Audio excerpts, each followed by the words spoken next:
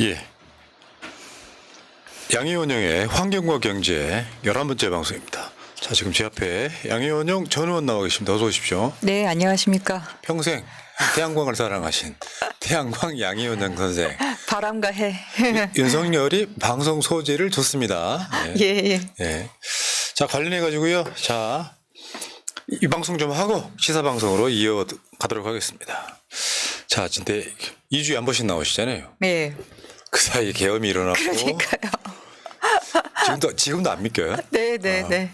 그냥 가상 세계에 살고 있는 그런 느낌이에요. 그 이코노미스트에서 이 관련해서 기사를 쓰면서 제목으로 폴리티컬 K 드라마라고 썼대잖아요. 네. 그러니까 이건 말도 안 되는 이런 것들 우리가 현세에 지금 보고 있다는 게 굉장히 충격적이다 이렇게 말씀드리고요. 자, 일단 지지난주에 부산에서 국제 플라스틱 회의가 있었다. 뭐 예상은 했지만 그렇죠. 빈손으로 끝났다. 합의가 네, 안 된다. 그렇죠. 아. 예, 예. 그러니까 그 11월 25일 날 부산에서 열린 건데 정부 간 5차 협상위원회가 일주일 일정으로 진행이 됐고 핵심은 플라스틱 석유에서 나오는 물질이라서 이거 만드는 과정에서도 온실가스가 발생하고 플라스틱 쓰레기 자체가 야기하는 문제도 있고 미세 플라스틱 문제도 있고 그러니 이제 플라스틱 생산 자체를 줄이자 또는 뭐 재활용을 더 적극적으로 할 수 있게 하자. 근데 재활용에는 얼마나 한계가 있는지 제가 말씀을 드렸는데 근데 거기에 어떤 것도 합의가 이루어지지 않은 거죠. 합의가 이루어지면 이제 그 협약문이 만들어지는 거거든요. 그러면 그 협약문에 대해서 각 나라마다 비준을 해서 몇 % 이상 비준이 되면 이게 발효가 되는 거고. 근데 그 협약문 자체가 이제 합의에 이르지 못하면서 이게 마지막 회의였는데 이 협상 회의로는 내년에 추가 회의를 하는 걸로 그렇게 결정했다고 합니다. 근데 결국엔 이루어질 거예요. 인류라고 하는 집단지성 굉장히 놀랍더라고요.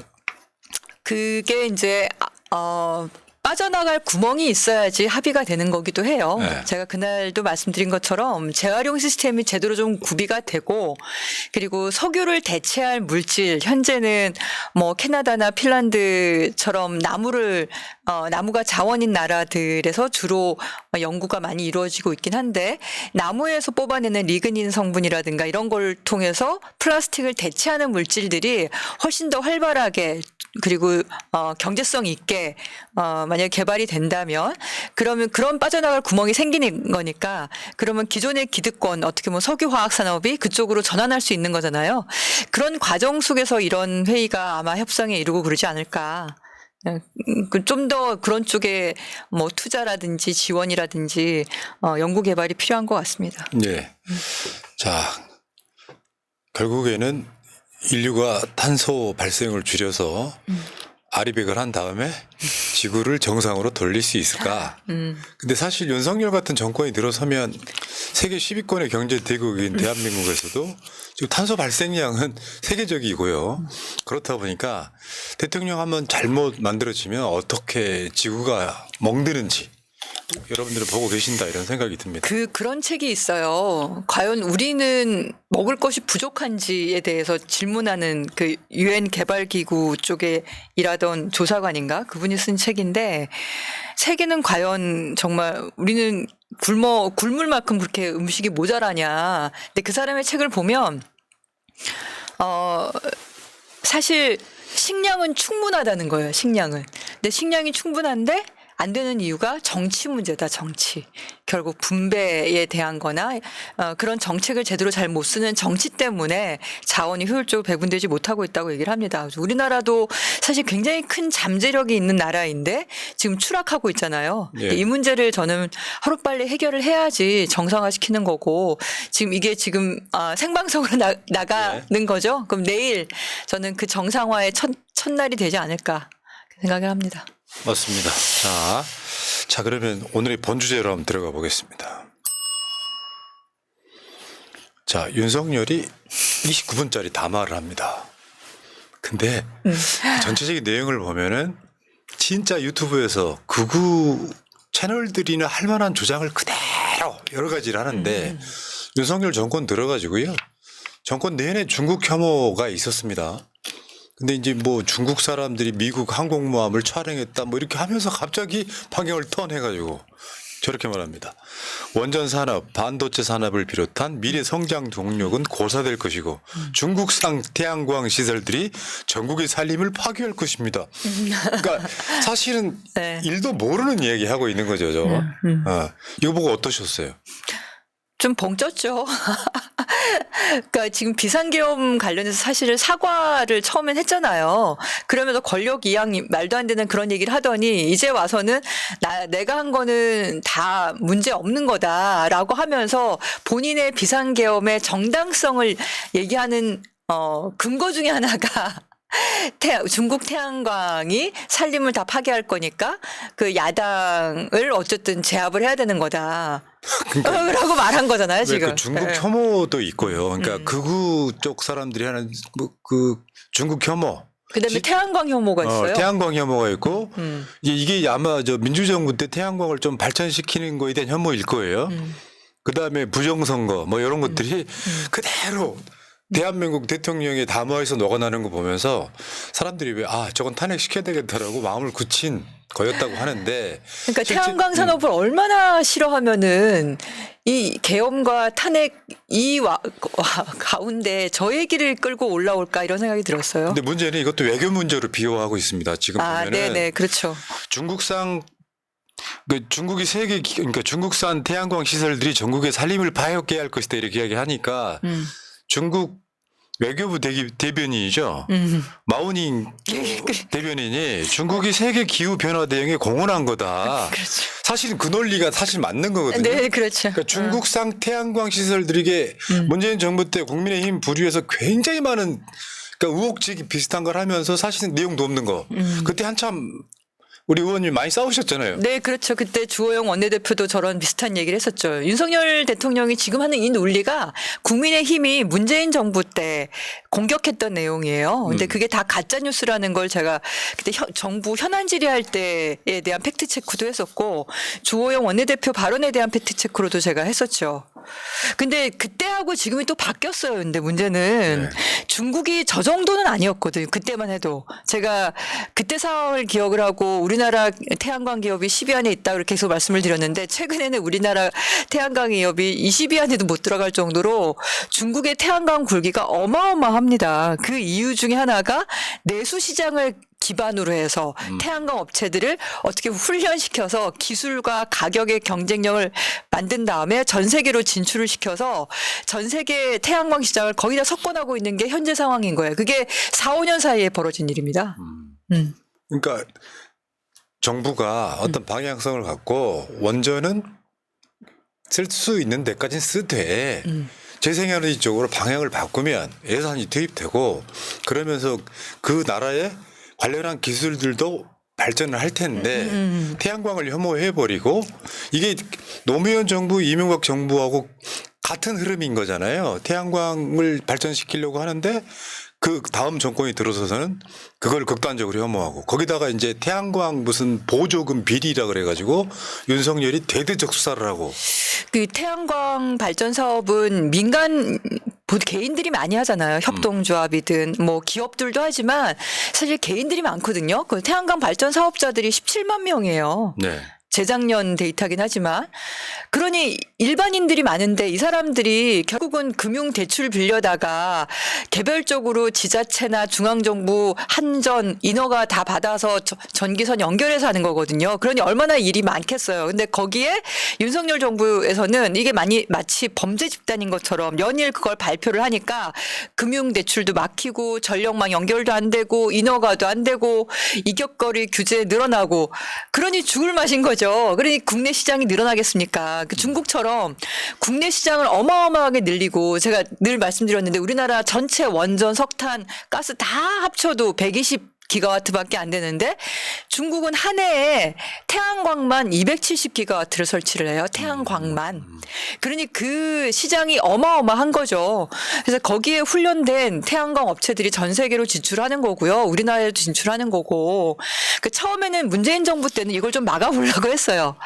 네, 막아보려고 해서 그때 중국산 태양광이 판친다 했는데 우리나라 태양광이 77%가 넘었거든요. 그러니까 판친다고 해도 우리나라 태양 우리나라 국내에는 우리나라 태양광 업체가 대부분 다 설치를 하고 있었어요. 근데 그게 2019년 데이터니까. 근데 지금 벌써 5년이 지난 거잖아요.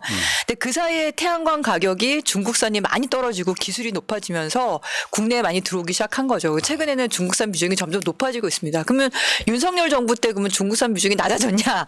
오히려 더 높아진 거예요. 문재인 정부 때보다. 예. 그게 또 세계 무역 질서의 과정인 거고 그동안 우리가 그러면 국내 태양광 시장을 잘 키워가지고 우리나라 업체를 훈련을 잘 시켜서 해외로 보냈으면 그러면 중국 업체하고 경쟁을 했겠죠. 근데 국내는 계속 태양광 시장을 막았잖아요. 네. 두들겨 팼고 그래놓고는 이렇게 말을 한다는 게 근데 이 인식은 벌써 몇 년 전의 얘기인데 이걸 지금도 얘기하고 있다는 게 한심하고 그리고 경제의 기본을 아는지도 모르겠어요. 지금 테무나 알리 쓰잖아요. 그리고 우리가 제품 중에서 싼 거는 메이드 인 차이나 또 쓰고 있지 않습니까? 그럼 판단을 해야 되거든요. 싸게 써가지고 기업들한테 아리백을 값싸게 태양광 전기를 공급하는 게 국가적 이익일지 뭐 일자리 만드는 것도 그렇고 아니면 관세를 매겨가지고 값싼 중국산 대신에 국내 건 좀 비싸더라도 국산을 더 쓰는 걸로 이렇게 부흥시키는 게 우리나라 경제와 기업들한테 이익인지 이걸 판단을 해서 한번 진행을 하면 되는 거거든요. 저렇게 얘기할 게 아니라 본인이 정권을 가지고 있잖아요. 근데 왜 저런 얘기를 하는 겁니까? 그러니까 자기는 태양광에 대해 노력 안 하면서 중국산 태양광이 전국의 산림을 파괴할 것이다. 이 자체가요. 일반인도 저런 생각 못 하거든요. 그러니까 중국이 딱 하는 말이 맞잖아요. 중국이 세계 기후 변화 대응에 공헌한 거다. 니들이 안 하니까 우리가 하는 거잖아. 그런 뜻이거든요. 와, 나 그러니까 제가 계속 얘기하는 게 이게 경제와 기후 문제 해결하는 거를 중국은 연결시킨 거예요. 그러니까 자신들이 석탄 발전 어쨌든 비중을 줄이면서 양은 늘어나고 있지만 어쨌든 이 비중을 줄이면서 태양광으로 가면 기후 위기에 도움되는 역할을 하는 거고 그리고 그 시장을 발판으로 해서 더 값싸고 더 기술 좋은 더 그 효율이 좋은 그런 태양광 패널을 만들어서 전 세계 중국 입장에서 추출을 하면 그건 전 세계에 도움이 되는 거 자기 경제도 도움이 되는 거죠. 그 우리나라 윤석열 대통령은 왜 그렇게 못하면서 지금 와서 저런 투덜거리는 거죠. 본인이 권한이 없으면 제가 저런 말을 하겠어요. 근데 본인이 권한이 있잖아요. 근데 저렇게 투덜거린다는 게 예전에 문재인 정부 있을 때 국민의힘이 야당으로 투덜거리는 얘기를 지금 대통령이 되어서 하고 있으니 얼마나 한심해 보입니까? 예. 자, 근데 이제 이런 게 있어요. 저 표 하나 보여주세요. 매년 택지 개발을 위한 산지 전용 면적 이게 있습니다. 그러니까 윤석열의 말에 의하면 태양광이 패널들이 산림을 파괴할 거다 이렇게 얘기를 했는데 산림을 다 파괴하는 주범인 것처럼 얘기를 하죠. 사실은 그게 아니라는 거예요. 사람들이 집을 짓는다고 산림을 파괴하는 게 훨씬 많다. 왜 그 경기도 주변에 좀 개발이 덜 된 지역들 가면은 산림 싹 미루는 거 아파트 짓잖아요. 근데 저 표를 좀 설명 좀 해주세요. 그러니까 이제 태양광으로 산림 파괴한다는 주장 자체도 좀 황당한 건데요. 2012년에는 태양광 산지 태양광이 한 44헥타르밖에 없었지만 2014년 박근혜 정부 시절에 이제 고시를 개정하면서 산지가 아무래도 값이 싸니까 그쪽으로 태양광이 많이 들어갔어요. 그러니까 2015년, 16년, 17년에 급증한 거죠. 그게 이제 1,400헥타르까지 늘었고 이제 2018년에 2,400헥타르까지 늘었는데 그러니까 이제 문제가 생겨서 문재인 정부 때 허가 기준을 강화하면서 다시 줄어들었어요. 이제 지금은 뭐 200헥타르 정도밖에 200헥타르도 거의 안 돼요. 1년 연간. 그래서 총 합쳐서 4, 5년 동안에 전체 산지 태양광 면적이 한 5,000헥타르 정도 되는데 그러면 다른 걸로 산림 면적이 훼손된 건 어떠냐 이렇게 봤더니 말씀하신 택지 개발 또는 공장 개발, 뭐 골프장 또는 기타 이것저것 산지를 훼손하는 면적이 연간 4, 5천 헥타르가 돼요. 연간. 연간. 그러니까 택지 개발이 1,300 많으면 1,700, 뭐 공장 개발도 한 1,000 정도 되고 골프장도 한 5, 600헥타르 매년 훼손되고 뭐 기타 이것저것 개발한다고 해서 2, 3천 헥타르가 훼손이 되니까 매년 5, 6천 헥타르가 산림 전용으로 훼손이 되는데 지금 태양광으로 산림이 다 황폐화된 것처럼 이렇게 말하는 게 앞뒤가 안 맞는 거죠. 그리고 어쨌든 국민의힘 정부 때 산지 태양광을 융성을 시킨 거고 문재인 정부 때 그거를 허가 기준을 강화시켜서 지금 묶어놓은 상태인 건데 지금 언제적 얘기를 하는 거예요. 좀 말을 심하게 네? 표현하면 정신병자 맞고요. 그 서초구 쪽에 이번에 저 그린벨트 풀었던 거 그런 거 있잖아요. 그러니까 네. 거기는 그림도 풀어놓고 그 산지훼손 아닌가 그거는 그러면? 문득 생각난 게 그 양평 공흥지구에 산지 농지였던 거를 아파트 짓게 허가해줘가지고 한 100억 벌게 만들어줬어요. 그러니까요. 그러니까 그런 세력들이에요. 너무 뻔뻔한 거죠. 그러니까 본인이 이 계엄령 쿠데타로 궁지에 몰리니까 이 모든 것들을 다 남 탓을 하고 있는. 그러니까 저 얘기가 몇 년 전에 들은 얘기일 텐데 그 이후의 상황을 전혀 업데이트도 안 했고 어떤 사실관계 파악도 안 하고 뭐 저쪽 극우 쪽의 유튜버들이 아직도 저 얘기를 하고 계신가 보죠? 그러니까 아마 저렇게 말하는 거 아닐까요? 가끔씩 이제 양희은 의원 나오시면은 네. 악플이 달리는데 주로 보면 윤석열 지지자들 같습니다. 그러니까 네. 태양광에 대해서 태양광 하면은 이제 이 모든 게 그런 방식이 저쪽 사람들은 태양광 악마화, 문재인 정부 비리, 대표적인 악마화는 이재명 대표 악마화, 나쁜 사람 이렇게 만든단 말이에요. 그래가지고 그게 한번 머릿속에 박힌 사람들은 그게 절대 안 빠져나가는 거예요. 원조는 친환경이다. 뭐 이런 식으로. 와, 그러니까 이게 균형 잡힌 시각이 없는 대통령이 얼마나 국가의 해악인지 그냥 보여주는 대표적인 담화문이었는데 남들이 균형뿐만 아니라 공부 안 하는 아. 기본적인 기초 자료조차 업데이트하지 않는. 그러면 저는 그 주변의 참모들은 뭐 하는지 모르겠어요. 저는 그런 생각을 해봤어요. 이제는 그런 시기가 아니고 이제 무조건 우겨야 돼. 그러니까 우리가 가스라이팅 했던 사람들의 생각을 움직여서 그 사람들로 하여금 나를 지켜달라고 29분 동안 대국민 담화한 거죠. 그래서 저거는 사실이냐 아니냐가 중요한 게 아니라 뭔가 이렇게 선동하기 위한 누구를 악마화해서 선동하기 위한 요소 중에 하나로 저 태양광을 공격한 게 아닌가 그런 생각이 좀 들었습니다. 네. 근데요, 태양광이 지금 구글링 한번 해보겠습니다. 태양광을 저렇게 쓰고 있어요. 그러니까 그 산지 태양광 할 때 만약 경사가 높거나 그러면 그리고 산림이 정말 빽빽하면은 그런 데서는 하는 게 안 맞죠. 저도 동의하진 않지만 관목이라든가 수풀이 우거진 곳이라든가 이런 곳에서는 태양광하고 같이 어울려요. 심지어 그 밑에 목축도 하고 거기서 농사도 짓고 다 같이 할 수 있거든요. 오히려 뭐 그 브로콜리, 그러니까 솔라 PV와 솔라와 브로콜리 이런 거를 이제 연구하는 그런 기업들도 있던데, 약간의 그림자가 지면은 훨씬 더 습도 유지에 좋아서 농사가 잘 된다. 이런 결과를 내는 곳도 있고. 제가 식물 키우는 사람이라 대충 좀 말씀드리면은 네네. 식물에 따라서 빛이 필요 없는 식물은 없어요. 식물을 키우는 사람 입장에서. 근데 많은 빛이 필요한 식물이 있고요. 네. 적당한 빛이 필요한 식물도 있고 그렇습니다. 그러니까 네네. 아까 말씀하신 관목이라는 게 키 작은 나무를 말하는 거잖아요. 네네네. 약간 숲을 다 포함해가지고 그럴 때 그런 그 녹지들은 꽤 많거든요. 그렇죠. 거기다가 태양광과 함께 태양광도 발전시키고 그거는 그러니까 윤석열 말이 완전히 틀렸다는 것이고요. 지금 저 외국의 사례들인 것 같고요. 네, 페어링 솔라인 브로콜리라 그래서 솔라와 브로콜리를 서로 짝지어서 하면 서로가 좋다고 그러는 거고요. 네, 페어링 솔라인 브로콜리. 그다음에 제가 찍은 사진 지금 저 준비되는 우리나라예요? 거. 네네네. 여기 전북 부안이에요. 풀밭 이렇게 표현하는 네네, 풀밭 같은 그렇죠. 데서 할수 있다. 야생화나 이런 걸 하기도 하고, 그 다음에도 제가 찍은 사진인데 경남 쪽인데요. 집 근처에 논 위에다가 태양광을 저렇게 하신 거예요. 근데 높으니까 트랙터가 그냥 지나갈 수 있는 거죠. 네. 아이디어는 무궁무진한데 네네. 물론 전 태양광도 다른 방식으로 발전할 수 있다고 보는데 예를 들면 지금 그렇게 되고 있는 것들 있잖아요. 아파트 유리창을 네네. 태양광으로 만든다든지. 그 벽도 대리석 같이 생겼는데 그것도 또 다 태양광이에요. 어. 그런 기술이 우리나라가 굉장히 좋아요. 네. 네, 그런 다양한 형태로 햇빛 비치는 곳에서는 어디서나 전기를 생산할 수 있는 거죠. 그리고 축사도 아까 뭐 그 구글링에서 보셨을지 모르겠지만 태양광 밑에 소나 뭐 닭이나 이런 걸 키울 수 있거든요.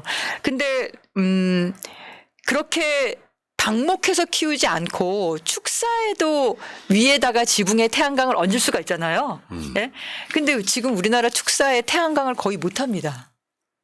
왜냐하면 이격거리 규제 때문에 아. 축사가 마을에 있으면 마을에서 몇 킬로미터, 몇백 미터 떨어져야 된다. 그래서 정말 쓸데없는 규제죠. 지붕 위에다가 태양광할 수 있는데 그런 규제들이 지금 전국 지자체 여기저기서 있는데요. 그 근거를 제시한 사람 중에 한 분이 윤석열 대통령인 게 태양광을 계속 악마화시키잖아요. 그러니까 사람들이 태양광이 뭐 있으면 안 좋을 것 같고 뭐가 안 될 것 같고 하니까 민원을 계속 넣어서 결국 그냥 빈 축사 지붕이나 이런 데 태양광 할 수 있는데도 다 못하게 지금 막아놓고 있는 거죠. 야, 그 이재명 대표가 그 에너지 고속도로를 대선과 총선 때 얘기를 했지 않습니까? 네네.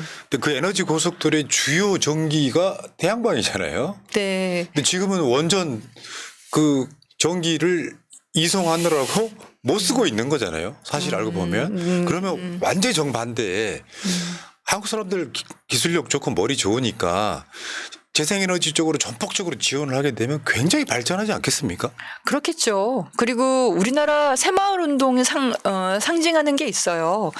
우리는 전반적으로 문맹률이 낮고 교육률이 높고 그래서 한번 같이 합의만 되면은 속도가 굉장히 빠르다 그러거든요. 그러니까 이번에 우리 탄핵 집회를 보셔도 아시겠지만 그동안에 MZ 세제 그러니까 걱정한 우리 그 50대, 60대 어른들이 많이 있는데 이번 탄핵 집회에 거의 주도적인 세력이 20, 30대 그 젊은 친구들이잖아요. 네. 그러니까 일단 동의만 되면 그 행동한다 그러나 맞아요. 참여한다 그러나 그리고 그 안에서의 어떤 유머와 해악과 즐거움을 찾는 굉장히 흥겨운 민족이어가지고 우리가 뭐 한번 해보자 합심이 딱 되면 굉장히 무섭게 갈 것 같아요. 아니 산림 녹화도 전 세계에서 참 우리나라처럼 이렇게 성공한 적도 맞죠. 없고 그렇죠. 경제 발전도 그렇죠. 식민지였던 나라가 선진국이 된 사례도 사실 없다. 그 모든 힘은 저는 민주주의라는 힘인 것 같아요. 맞습니다. 예, 민주주의의 힘. 그 개개인의 어떤 실천과 노력과 이런 것을 굉장히 높게 하기도 하고 그리고 그거를 주변 사람과 같이 어우러져서 하려고 그러니까 그런 걸 기본적으로 같이 하려고 그러고 혼자만 있는 게 아니라 일본 분들하고 제가 가끔 있다 보면은 약간의 차이를 느끼는 게 그분들은 좀 개인적인 그런 게 좀 있으신 것 같더라고요. 근데 우리나라는 좀 약간 몰려다니는 그 분위기가 나이 많은 분들이건 아니면 젊은 친구들도 항상 이번에 보여준 거에서의 그런 민족적인 어떤 그 흥이 있어서 난 재생에너지 문제도 결국은 옛날에 뭐 원전 석탄 발전 이거는 시민들이 참여하지 않아도 되는 거거든요. 그거는 소수의 발전 사업자가 국가가 주도해서 하면 되는 거였는데 이런 재생에너지는 누구나 아주 기발한 아이디어 속에서 태양광을 어디서나 다 할 수 있는 거라서 그걸 참여하는 길을 열어주고 시작을 열어줘서 누구나 다 이 재생에너지 전기로 돈을 벌 수 있게만 해주면 저는 무섭게 성장할 것 같아요. 대한민국의 민주주의라는 게 제가 내린 규정이 하나 있습니다. 목표가 민주주의가 돼서는 안 되고 민주주의가 더 나아가는 거. 실제 많은 국민들이 절대다수가 행복한 복지국가 만드는 것이다. 어저께 그 촛불행동 대표 김민훈 교수 말씀에 그럼 촛불이 성공한 이후엔 또 뭘 할 것인가에 의제 중에 하나가 기후였습니다. 기후. 아, 네, 그랬군요. 그러니까 네. 정상적인 국가에서 정상적인 방식으로 대응하면서 인류라고 하는 전체 공통체를 위해서 뭔가 역할을 해야 되는 게 선진국의 역할인데 지금 윤석열은 완전히 정반대로 가고 있으면서 갑자기 외교도 중국을 저런 식으로 이야기해버리고 중국이 간첩질했고 중국산 태양광 이야기를 하고 있으면은 저게 제정신인가 싶은 정도. 제가 보기엔 내용을 알고 얘기하는 게 아니라 선동을 위해서 그렇게 한 것 같아요. 맞죠. 대통령이 그러면 안 되잖아요. 선동을 어제는 거의 선동문 아니었나요? 네. 나는 탄핵에 맞서서 끝까지 싸울 거니까 fight to end라 그러잖아요. 그 외신의 기사에 그렇게 실린 것 같은데 fight to end 끝까지 난 싸울 거다. 그러니 나를 따르라. 나는 맞죠. 뭐 중국이나 이런 혐오스러운 그러니까 혐오를 이렇게 불러일으킬 수 있는 단어를 몇 가지 넣으면서 거기에 태양광도 들어갔다는 게 참 너무 안타깝죠. 너무나 구태스러워서 야, 참 네, 안타깝습니다. 그러니까 저는 네. 항상 이런 식으로 표현하거든요. 태양광이 완벽하다는 건 아니다. 단점이 있겠죠. 그러면 한국 사람들 머리 좋으니까 태양광이든 풍력이든 뭐든 간에 재생에너지에 대한 기술을 발전시켜가지고 지금도 내리쬐는 햇빛은 그냥 그 낭비되고 있는 거잖아요. 그렇죠. 우리는 위험성과 돈을 들여서 원전을 지금 당장 중단하자는 것도 아니잖아요. 차분차분하게 없애기 시작 탈원전 하자는 거잖아요. 근데 이거를 정반대 방향으로 돌리는 사람은 더군다나 윤석열이 어제 말한 거 틀린 거 하나 있잖아요. 아, 우리가 아리백 못하면 우리 기업들이 수출을 못하는데 근본적으로는 탄소 중립을 못하면 수출을 못하면 기업들 망하자는 거면 누구 말처럼 윤석열은 한국을 망하게 하려고 들어온 스파이가 아닌가 이런 얘기까지 할 정도입니다. 상식적인 거잖아요, 이거는. 그럼 왜 그럴까? 참. 그러니까 어느 분이 얘기한 것처럼 알코올성 치매 얘기를 하시는데 아주 조심해야 돼요, 우리. 전 이번에 뻥카 얘기 듣고 진짜 너무 놀랐어요.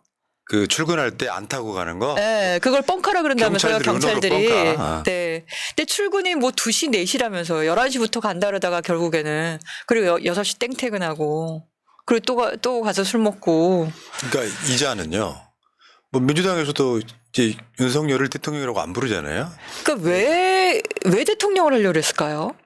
세 가지 중독이 있다고 오늘 네. 모 언론이 이게 이제 유튜브 중독, 권력 중독, 그 다음에 알코올 중독. 아, 이건 부적합한 거니까 하루라도 빨리 끌어내리는 게 맞습니다. 저는 내일 탄핵 될 거라고 생각합니다. 네. 확신합니다. 저는 그래서 다음 우리 새날 할 때는 우리나라 새로운 나라의 이제 에너지 정책, 경제 정책 어떤 식으로 하면 좋을지 그거 같이 논의할 수 있는 자리가 있으면 좋겠네요. 맞죠. 그 역사는 결국엔 뭐 보수 진보의 진보가 아니라 결국 진보하게 돼 있거든요. 잠시 쉬어가거나 잠시 퇴행하더라도. 근데 저는 역사는 반면교사가 돼야 된다고 생각해요. 다시는 저런 사람이 대통령이 될 수 없게끔 법도 제대로 만들고 국민들도 정신 차리고 그런데 집회 현장에 2030 보니까 대한민국의 미래는 밝다. 나 정말 놀랐어요. 그날 지난주 토요일 날 가서 앉아서 그러니까 한 5시 이후 되니까 맞다. 탄핵 부결되고 나서 이제 나이 많은 사람들이 몇 시간 앉아 있으니까 춥잖아요. 이제 자리를 좀 뜨기 시작하니까 뒤에서 20, 30대 친구들이 이렇게 밀려서 들어오더라고요. 밀려서. 야, 그래서 참 든든했습니다. 네. 골목골목마다 막 같이 춤추고 노는 애들도 많고 하는 걸 보고는 참, 네. 참 알겠습니다. 자, 태양광은요, 윤석열 씨가 뭐 잘 알지도 못하면서 대국민 담화에 발표할 정도 그런 상황 아니고 완벽하지는 않지만 완벽해지려고 노력하는 재생에너지 산업은 우리나라 기업들이 지금 그거 뭐 열심히 하시잖아요. 근데 그거 이제 그 다양해지는 세계 에너지 재생에너지 시장 한번 얘기 한번 해볼게요. 야, 벤츠 한번 보여주세요. 네. 그 메르세데스 벤츠가 전기차용 태양광 페인트 테스트 중이다. 네네네네. 저것도 참 기발하더라고요. 어떻게 저렇게. 저는 이제 그건 다 유리로만 만드는 판처럼만 생각을 했는데 그 다음에는 필름이 될 거라고 생각을 했죠. 근데 지금은 페인트를 아예 칠하면 페인트로 태양광을 태양광 발전한다고요? 발전을 시킨다는 자동차가 거예요. 움직이면서 햇빛 받으면? 그러니까 예전에 상상했던 거는 어쨌든 태양광 위에다가 태양광이란다. 자동차 위에다가 태양광 전지판을 이렇게 세워서 가는 걸로. 그러면 사실 바람도 받고 여러 가지 불편할 거 아니에요. 그래서 그게 아니라 아예 본네트 위에다가 이렇게 필름처럼 덮어 씌우는 거를 그 다음에 제안이 나왔었어요. 이렇게 본네트하고 그 지붕하고 뒤에 하고 햇빛을 늘 받으니까. 근데 이번에는 그게 아니라 페인트 자체를 그 두께가 5 마이크로미터 두께? 근데 효율이 20%나 돼요. 이게 상용화되면은 자동차에 이제 사실은 에너지가 필요 없는 상황 오는 거잖아요. 다른 에너지가. 어쨌든 주행하면서 근데 100%다 하는 건 아니지만 독일의 슈투트가르트 기준 차량은 하루 평균 52km. 52km. 그 페인트 칠해놓고 나면 그 햇빛을 받으니까 52km는 주행할 수 있는 거죠. 그 이상 주행하면은 다른 연료를 써야 되는 거고. 그 유럽 쪽이 이제 일조량이 좀 적어서 햇빛 좋은 날은 일제히 다 수영복 입고 선탠하는 문화가 있잖아요. 네네네. 근데 한국은 굉장히 좋잖아요. 더 좋죠. 일조가. 훨씬. 네. 근데 이게 이제 기술이 완전히 더 발전을 하면 자동차들한테 특별히 무슨 충전하고 말 것도 없겠다 이런 생각이 아마 듭니다. 그 같이 콤비네이션으로 할 텐데 어쨌든 아까 52km 주행할 때 거기에 62%를 이 태양광 페인트 전기를 공급할 수 있다. 다른 방식의 지금 하이브리드네요. 테스트를 하고 있는 테스트를 하고 있는 거죠. 그러니까 그러니까 만약에 전기 자동차가 있으면 안에 배터리가 있을 거 아니에요. 근데 그 배터리는 뭐 햇빛이 별로 안 좋을 때는 충전해서 쓰고, 근데 햇빛이 좋으면 이 태양광 페인트에서 나오는 전기로 충전을 하는 거고. 그러니까 왜 기존의 하이브리드는 일단 기름도 넣고 자동차가 가는 걸로 전기를 발전시켜 가지고 또 그런 방식으로 계속 돌리는 상황인 거예요. 기존의 석유는 이제 그 엔진을 돌리는 거죠. 그 석유를 가지고 어쨌든 엔진을 돌리는 거고, 근데 전기 자동차인 경우는 배터리에 충전을 해서 그 전기로 전기 모터를 돌리는 거죠. 전기 모터를. 근데 이 배터리를 충전하는 게 외부의 선을 충전을 해서 할 거냐, 아니면 수소차 말씀드린 것처럼 수소를 가지고 이렇게 발전을 시켜서 연료전지를 발전기를 하나 더 가지고 있으면서 할 거냐. 근데 이 차는 외벽에 있는 그 태양광 페인트에서 생산된 전기를 가지고 자체 충전하면서 달릴 수 있다. 근데 독일은 한 52km 하루 주행한다고 할 때 62%를 이 태양광 페인트로 할 수 있는 거고, 일본에서 LA에서는 지금 일평균 주행거리 최대 100%까지 충당할 수 있다, 이렇게 말을 하네요. 예. 이게 이제 기술이 더 발전할 거 아닙니까, 결국에는. 계속 발전하죠. 네, 계속 발전하죠. 나 페인트란 말 듣고 놀랐어요, 사실은. 그러니까 이게 완전히 사고의 전환 같은 거죠, 지금. 그러니까 사람들이 계속 어떤 상상을 하고 그거를 현실로 만들어내는 게 결국 연구거든요. 그게 과학이고 그게 또 공학인 건데, 그런데 투자를 많이 하다 보니까 이런 일들이, 상상만 했던 일들이 현실로 드러나는 거죠. 네. 그리고 이제 우리나라 기업들이 사실은 윤석열의 뭐 친원전 이런 방향성이 있지만 계속해서 재생에너지 쪽에 기술을 많이 발전시키고 있어요. 보니까 이번에 LS 전선이 9,073억 원 규모의 독일 해상 풍력 프로젝트 수주했다. 실제로 지금 SK라든지 뭐 LG라든지 굉장히 많은 기업들이 재생에너지 쪽 지금 회사들을 만들어 가지고 발전시키고 있죠. 네. 그러니까요. 그게 제가 이제 재생에너지는 국가가 돌보지 않는데도 우리나라 기업이 알아서 수출하는 시장이 연간 수조 원 된다. 원전은 해봤자 몇백억 되지도 않고, 그나마 뭐 원전 수주 받았다고 해도 뭐 10년, 20년 동안 들어오는 거라서 1년에 1, 2천억도 안 되는데, 근데 재생에너지는 여러 개 업체가, 특히 우리나라는 풍력 쪽은 타워하고 그다음에 밑에 하부체하고 그다음에 전선 이런 거를, 전선 케이블 이런 거에 아주 좋은 경쟁력을 가지고 있다. 세계 1위 기업도 있다, 이렇게 말씀드렸잖아요. 예. 그중에 하나가 LS 전선이거든요. 이 LS 전선은 처음에 등장하기 시작한 게, 그전에도 열심히 했지만 대만의 해상 풍력이 시장이 열렸을 때 그때 수천억 원의 수주를 했어요. 그래서 대만하고 우리나라는 좀 가깝잖아요, 또. 근데 이번에는 이제 그 네덜란드 전력회사인데 거기에 독일 자회사 쪽에다가 해상 풍력 단지 프로젝트 수주를 하게 된 거고, 제가 그렇게 얘기를 하죠. 정말 소리 없이 강한 시장이 재생에너지 시장이다. 근데 원전은 굉장히 시끄럽잖아요. 근데 굉장히 시끄럽기만 한데 결국 깡통 시장인 원전이다. 원전은 얼마나 많은 공무원과 지원과 개발 지원금부터 시작해서 인력도 지원해주고 하면서 원전 수출을 진행을 하지만 맨날 뭐 우선 협상 대상자 됐다더라, 아니면 MOU 했다더라, 이 정도밖에 안 되잖아요. 원전 수출을 제대로 한 것도 아니고 그 부속 시설을 건설하는 정도라거나 아니면 하청을 받는다거나 이 정도밖에 안 되는데, 여기는 실제로 수주 계약을 너무나 가볍게 따고 있다, 이렇게 보는 거죠. LS 전선은 작년에도 비슷한 케이블 공급에서 2조 원대를 수주를 했어요. 그러니까 작년에 2조 원, 올해 한 7천억 원 정도인가, 이 정도 수주한 걸로 얼마 전에 기사가 됐죠. 한 11일 정도에 아마 기사가 됐던 것 같습니다.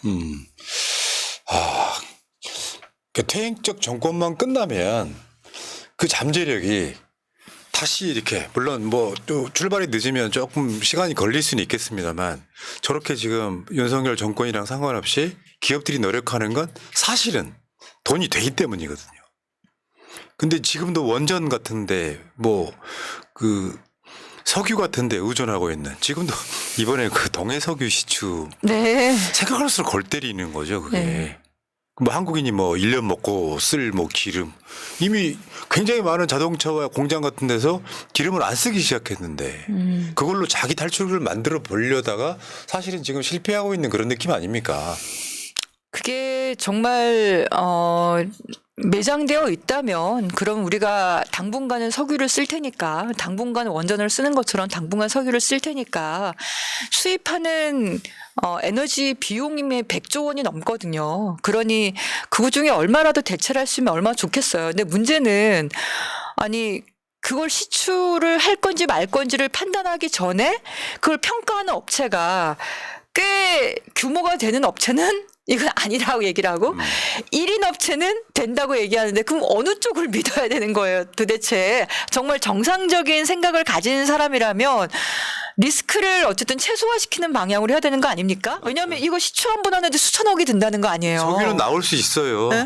근데 적자니까 문제지. 그러니까 이게 매장이 안 되어 있을 가능성이 높다는 게 그동안에 계속 평가했는데 그걸 뒤집을 만한 뭔가 결정적인 게 없는 상태에서 저렇게 예산을 그 예산 다 사실은 우리 국민들의 피와 땀으로 만든 세금인데 그걸 저렇게 가볍게 이렇게 쓴다는 게 그런 판단을 한다는 게 참 한편으로 괘씸하죠 저는. 예. 진짜 퇴행적이란 말보다 더 좀 잔인한 말 없을까 싶어요. 이게 무슨 빙하 타고 온 둘리도 아니고 모든 사고 방식이 그러니. 그 모든 것은 저는 뭐 이번에 한동훈 대표 하는 걸 봐서도 그런데 뭐 보수의 가치, 헌법 정신 수호 이런 얘기를 많이 하잖아요. 근데 너무나 노골적으로 자신의 개인의 이익, 개인의 사적 이익 또는 자기 당의 정치적 이익 이런 거를 너무 대놓고 드러내는 것 같아요. 맞습니다. 이게 나라의 이익, 국민의 이익. 저는 사실 더 괘씸한 거는 그 중소상공인들한테 가가지고 우리 경제 이 문제 해결하겠다 나를 믿죠라고 해놓고 그 다음날 비상계엄 한 거 아니에요. 뭐 저 백종원 1000명 양성하겠다면. 아니 근데 비상계엄하면 우리나라 경제가 날아가는 것뿐만이 아니라 지금 저도 취소된 송년회가 몇 개나 돼요. 아니 그러면 중소상공인들한테 어떻게 그런 얘기를 하면서 가서 그런 얘기를 할 수 있을까? 그러니까 그게 정말 그 나는 어떤 행동을 할 때 내가 무슨 행동을 할 때 그것의 근거, 기준이 무엇인가를 이번에 아주 적나라하게 보여준 것 같고 좀 보수가 좀 제 편이 돼야 되지 않을까. 저는 너무나 적나라한 자신의 이익을 가지고 움직이는 사람들이 떳떳하고 부끄럼 없이 움직이는 거를 이번에 우리가 목격을 정말 제대로 한 것 같습니다. 국민들과 같이. 윤석열 덕에 네. 대한민국 가짜 보수는 괴멸. 전 그렇게 봅니다. 그러니까 보수와 진보가 적절하게 어우러지면서 기존의 좋은 가치는 지키고 발전시키건 지켜야 되는데 경쟁하고 우리가 정책 맞습니다. 경쟁을 해야 되는 거잖아요. 제가 얘기한 거에서 사실 허점도 있을 수 있거든요. 시장이나 여러 가지 문제에서 뭐 제대로 판단 못했을 수도 있어요. 그런 걸 저는 논쟁을 좀 하고 싶어요. 정치적으로 말도 안 되는 얘기 가지고 싸우는 게 아니라 저런 태양광 혐오인식 가지고 말도 안 되는 얘기를 가지고 시간을 낭비한다는 게 야, 지금 대통령이란 자가 참 진짜 아우 그거요. 그 표 하나 보여주세요. 지금 저게 이제 네네. 좀 설명 좀 해주세요. 네네. 그러니까 지난 10월 말에 이거 발표된 IEA라고 인터내셔널 에너지 에이전시라고 국제 에너지 기구라는 곳이거든요. 거기에 테크놀로지 퍼스펙티브라는 보고서를 냈어요. 거기에 여러 내용들이 많은데 그중에 제가 가장 그동안 생각 못했던 것을 이 보고서에 나와가지고 제가 가지고 온 겁니다. 첫 번째 배는 태양광 모듈로 가득 채운 배 한 척이에요. 엄청난 컨테이너 선박이죠. 맨 위에 녹색. 네, 녹색이. 그 대형 컨테이너선 거기에는 꽉 채우면 2기가와트의 태양광이 들어갑니다. 그거는 한 번만 운송해서 그걸 태양광을 설치하면 에너지가 생산될 거 아니에요. 네. 그거는 50척 이상의 LNG 유조선에서 나오는 천연가스나 100척 이상의 벌크선에서 나오는 석탄과 같은 양의 전기를 생산할 수 있다. 뭐 일단 운송 비용 자체가 비교가 안 돼 버리는 그렇죠. 상황이에요. 그리고 운송하면서 얼마나 많은 에너지를 쓰고 운송하면서 또 얼마나 많은 온실가스를 냅니까? 저 대형 유조선, 대형 벌크선인데. 근데 배 한 척에 태양광만 실어서 설치하면 그러면 50척의 가스, LNG 가스, 100척의 석탄을 절약할 수 있는 거죠. 그렇네요. 그 운송을 안 할 수 있는 거예요. 평생 태양광만 연구하신 태양광 양희원영 선생 말씀. 아니, 이거 IEA 국제에너지기구에서 얼마 전에 10월 말에 나온 보고서에 들어있는 거고요. 그 다음 거 보시면 네. 하나 더 있잖아요. 보내드린 게.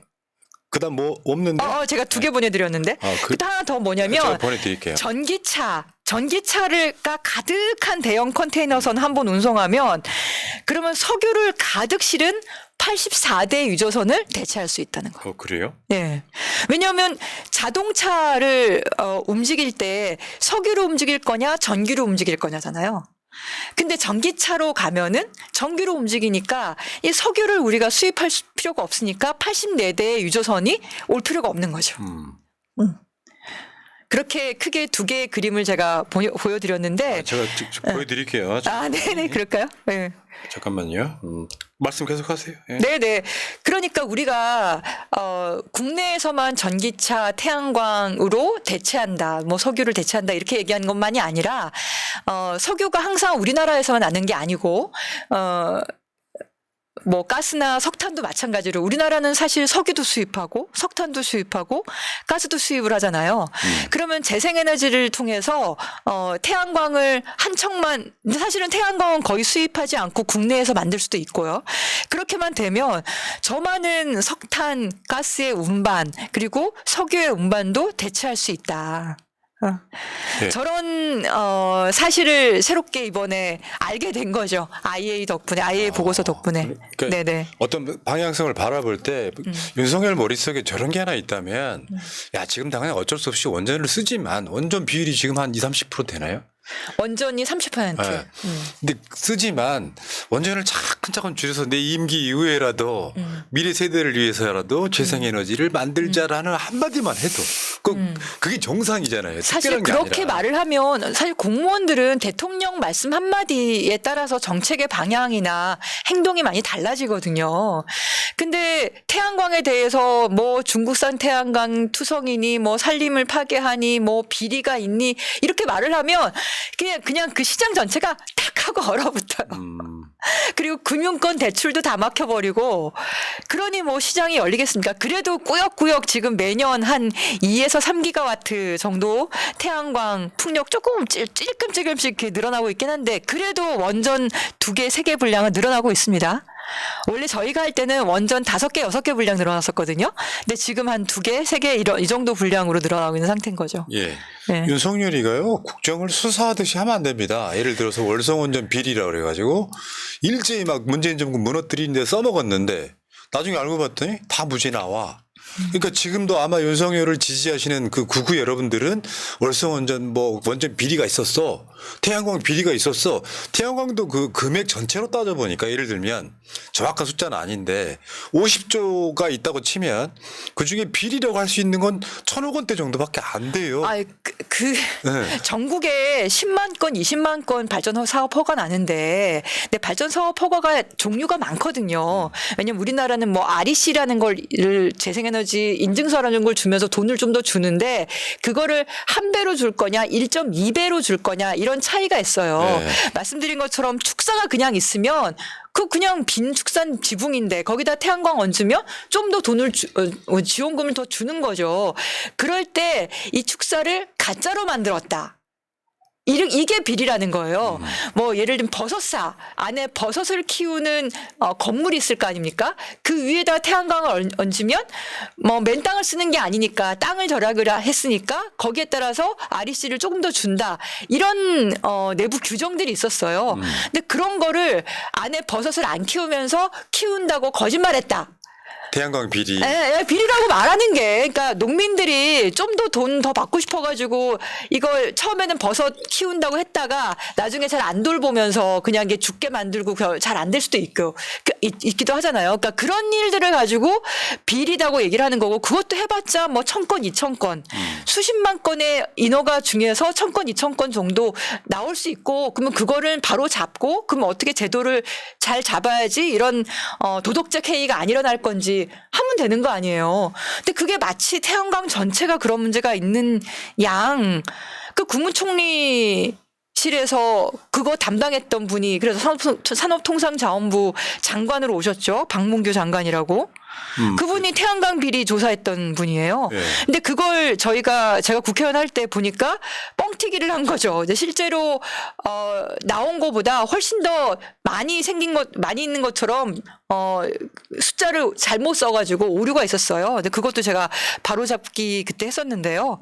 그러니까 그런 식으로 태양광을 계속 비리 집단인 것처럼 이렇게 몰아가니까 시장이 위축될 수밖에 없죠. 하지만 아까 말씀드린 것처럼 대세는 정해졌기 때문에 맞습니다. 네, 대세는 정해졌기 때문에 윤석열 대통령이라 하더라도 지금 태양광은 2, 3기가와트는 꾸준히 근데 그게 작년까지 얘기였고요. 올해 9월부터 지금 호남 지역은 아예 신규 재생에너지 인허가 자체가 안 되고 있거든요. 네.